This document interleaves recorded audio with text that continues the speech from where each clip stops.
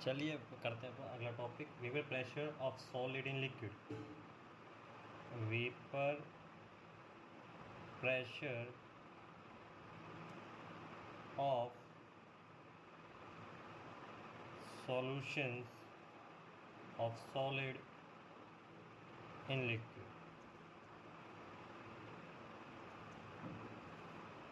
अब यहाँ पर मान लीजिए कि वेपर प्रेशर क्या होगा कि अब आपके पास एक सॉलिड सॉल्वेंट है जो कि नॉन वोलेटाइल है। क्या है? Non volatile solution. तो यहाँ पर इसका जो आएगा rods law for liquid solutions containing non-volatile solutes। जहाँ पर नॉन वोलेटाइल सॉल्यूट्स आते हैं, सॉल्यूट्स आएंगे, तो पहले से ही जानते हैं कि जब सॉल्यूट्स होंगे तो आप सॉल्यूट पर आप जानते हैं कि पार्शियल प्रेशर जो होगा, partial pressure of volatile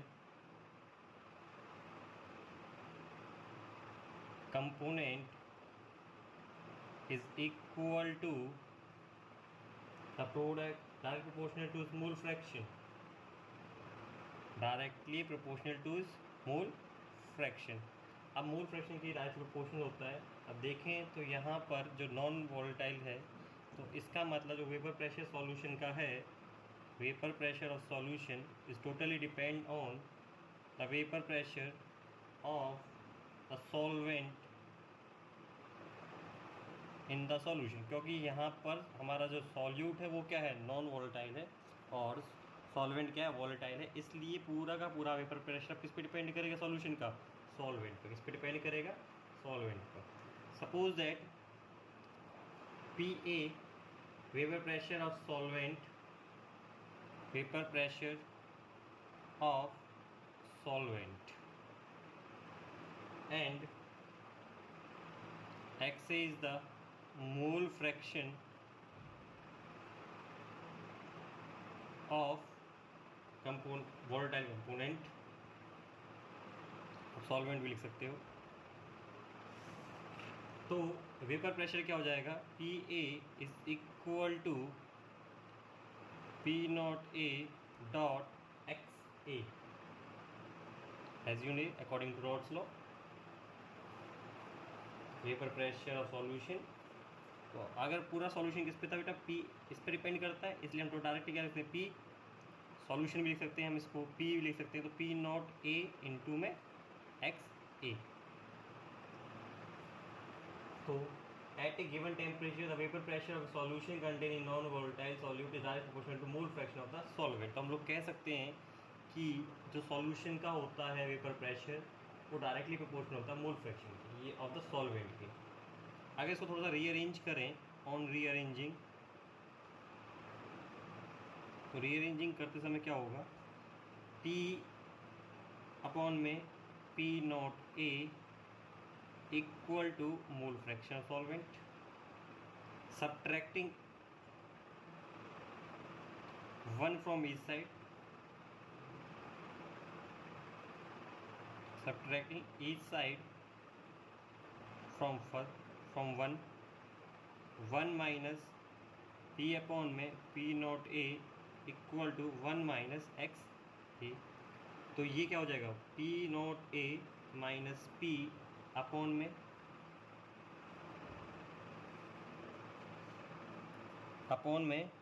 P not A equal to 1 minus x भी क्या होता है बेटा?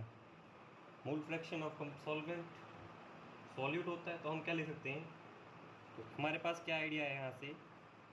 इससे हमें ये पता चला कि P नॉट यानी solvent minus pressure of vapour pressure of solution upon में pure vapour pressure of solvent is equal to mole fraction of solute. आप ध्यान दें, ए हमेशा यूज़ किया जाएगा सॉल्वेंट के लिए और बी यूज़ किया जाएगा सॉल्यूट के लिए। ऐसे ही किसी किसी बुक में आपको 1 दिया होगा सॉल्वेंट के लिए और 2 दिया होगा सॉल्यूट के लिए।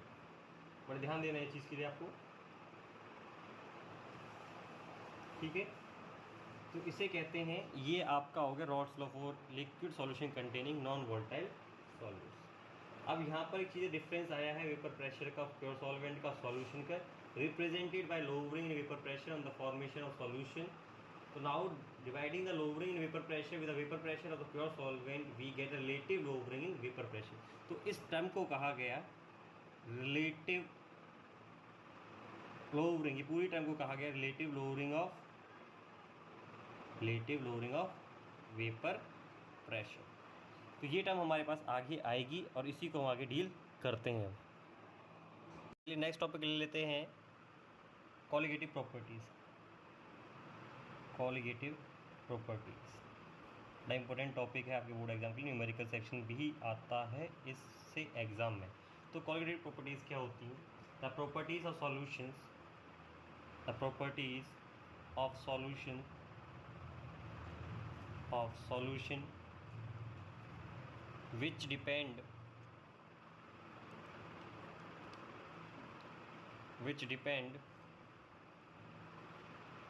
only on the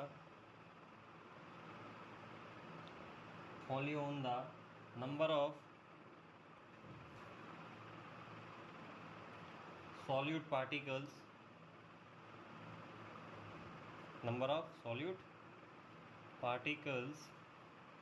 but not on the nature of the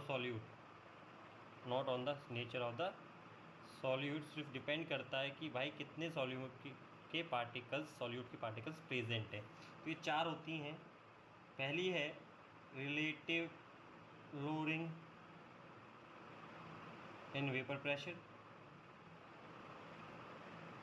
second is depression in freezing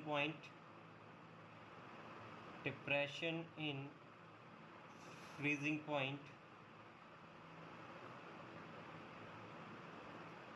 third is elevation in boiling point, and fourth is osmotic pressure। क्या है? Osmotic pressure. ठीक है, तो सबसे पहले लेते हैं रिलेटिव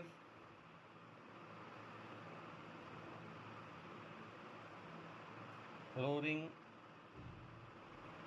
इन वेपर प्रेशर। सबसे पहले तो क्या होगा इसमें कि यहाँ पर when a non volatile solute is added to a solvent vapour pressure of the solution decrease. ध्यान देना, व्हेन ए नॉन वोलेटाइल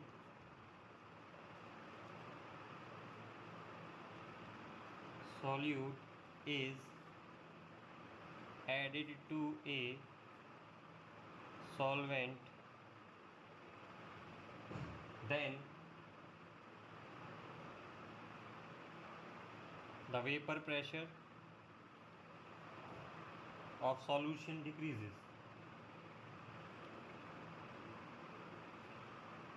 तो डिक्रीज हो जाता है। और ये भी जानते हैं कि जो पूरा प्रेशर होगा वो किसके equal, vapour pressure of the solvent के इक्वल होता है। और ये सॉल्वेंट किसके इक्वल होता है? पी नॉट ए इंटू में एक्स ए। वही हमने इसमें माइनस किया तो क्या होगा? X is always less than 1। ये भी जानते हैं एक्स ए यानी मोल fraction of component A is always less than 1, वो 1 से कम होगा। देयरफॉर लोअरिंग विद प्रेशर यानी lowering in vapour pressure P A is equal to P not A minus P A. Vapour pressure पूरा इसके इक्वल है, तो हमें तो क्या करना? चेंज। तो भाई प्योर सॉल्वेंट में से उसका क्या कर दें? सॉल्वेंट का कम हो जाएगा सॉल्यूशन की वजह से। तो P not A minus P not A into में x A, P not A P 1 minus x A, तो P not A dot x B. तो लोअरिंग किस पर डिपेंड करेगी? सीधा ये आपके पास आया लोअरिंग, तो वही हमारे पास सीध क्या हुआ जो हमने पहले किया था। तो पी इसको क्या करेंगे? डेल्टा पी ए अपॉन में P not A equal to x B, जिसे हम और क्या लिख सकते हैं बेटा?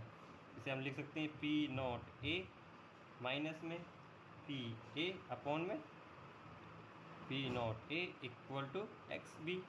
ये किसके इक्वल, पूरा प्रेशर के इक्वल है, तो P not A minus P upon में P not A equal to mole fraction of B. ये आपका रिलेटिव ओवरिंग है। अब आपको कैसे पता लगाएंगे भाई रिलेटिव ओवरिंग क्या है? एक क्वालिटेटिव प्रॉपर्टी है, तो भाई वो सीधा दिखाई दे रहा है, क्योंकि देखिए क्यों है, क्योंकि डिपेंड किस पे कर रही है, मोल फ्रैक्शन सॉल्यूट पे। और यही कहता है जो भी चीज़ सॉलिड पार्टिकल से डिपेंड करे उसे क्या कहते हैं, रिलेटिव, एक कॉलिगेटिव प्रॉपर्टी कहते हैं। इसलिए रिलेटिव लो ओवरिंग वेपर प्रेशर क्या है, एक कॉलिगेटिव प्रॉपर्टी होती है। अब इसका यूज़ करके हम निकाल सकते हैं किसी सब्सटेंस का, यानी कि इसी को यूज़ करके इसमें हम बात करें। पहली बात तो आपके पास क्वेश्चन है कॉलिगेटिव प्रॉपर्टी है, तो कॉलिगेटिव प्रॉपर्टी के लिए सीधा अब जानते हैं इसको रिप्रेजेंट कर देना, क्योंकि एज इट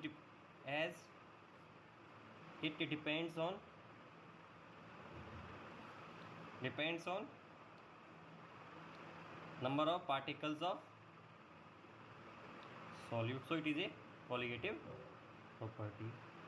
P आएगा इससे भाई to determine molar mass of the solute. तो भाई कैसे निकालेंगे molar mass of the solute, कैसे निकालोगे? तो देखिए पी नॉट ए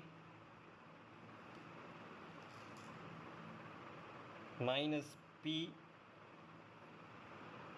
अपॉन में P not A equal to x P, ये हमें पता है।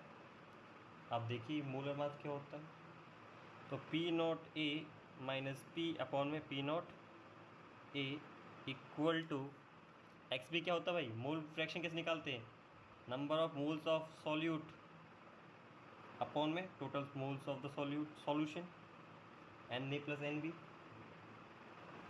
अब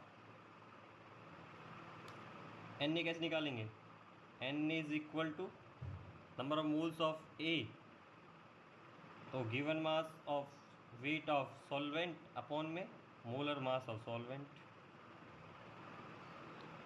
N B molar mass of weight of solute upon में मोलर मास ऑफ सॉल्यूट निकाल देंगे। तो एक्स बी क्या हो जाएगा बेटा, x B is equal to, x B किसके इक्वल आएगा, n B upon n B. तो एक्स बी क्या हो गया, एन बी क्या है हमारे पास, n B is W B upon में कैपिटल एम बी अपॉन में डब्ल्यू ए अपॉन में एम ए प्लस में डब्ल्यू बी अपॉन में एम बी। ये तो हो गया आपका मोल फ्रैक्शन होगी।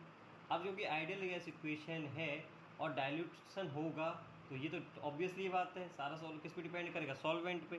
तो हम कह सकते हैं कि ये ज़्यादा का सारा जो है, क्योंकि तो हमारे पास दोनों मोल्स किसके इक्वल आ जाएंगे हमारे पास, भाई दोनों में ही ज़्यादा किसके होंगे, सॉल्वेंट की। तो हम इसे किसका ले लें, इक्वल टू सॉल्वेंट की, फोर यहाँ लिख लेना फॉर डाइल्यूशन की, फॉर डाइल्यूट सॉल्यूशन किसके इक्वल, फॉर डाइल्यूट सॉल्यूशन का, ये इसलिए हम ले सकते हैं।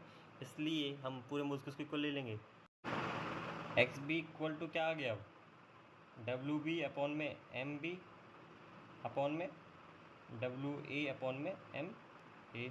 तो क्या हो जाएगा, x B is equal to W B into में M A upon M B into में डब्ल्यू ए। हमें क्या निकालना है, तो हमारे पास क्या था, P not A minus P A upon में P not A is equal to, इसको लग दीजिए बेटा वहाँ पर, डब्ल्यू बी इंटू में M A upon M B into में डब्ल्यू ए। हो गया। अब यहाँ से क्या निकालना है हमें, मोलर मास ऑफ सॉल्यूट, तो molar mass M B is equal to W B into में M A upon P not A minus P A upon में पी नॉट ए। इसको आप क्या करिए, रिलेटिव ओवरिंग ब्रैकेट में लीजिए, डब्ल्यू इंटू डब्ल्यू ए। इस तरीके से आप मोलर मास निकाल सकते हो, किसी निकालते हैं। तो अकॉर्डिंग टू रॉड्स लॉ,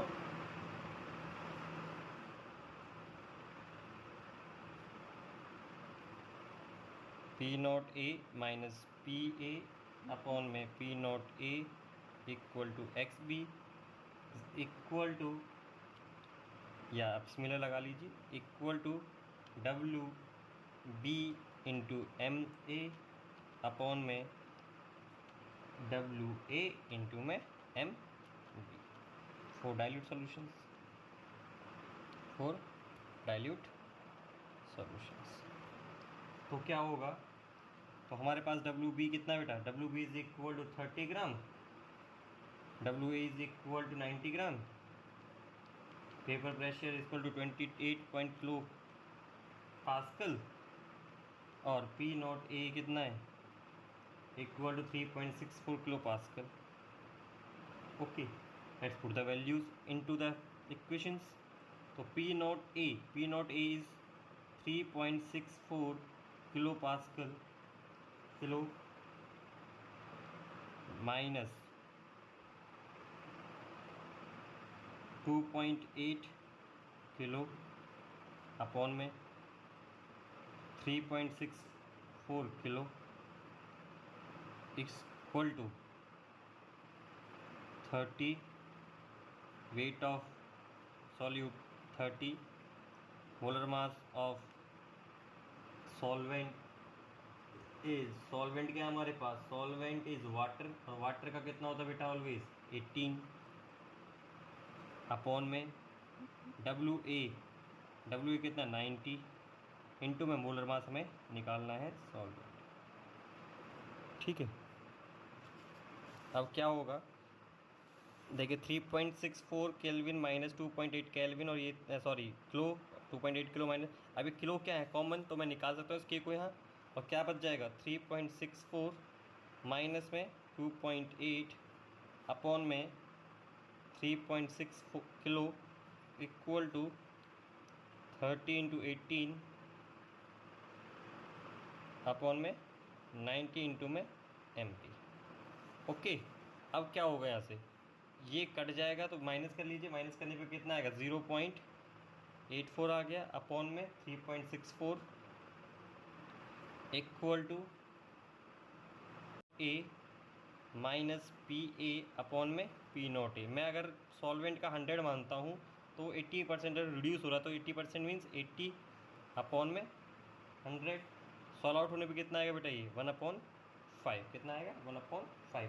तो अकॉर्डिंग टू रॉड्स लॉ क्या कहता है, वही P not A minus P A upon में P not A is equal to x B is equal to x B.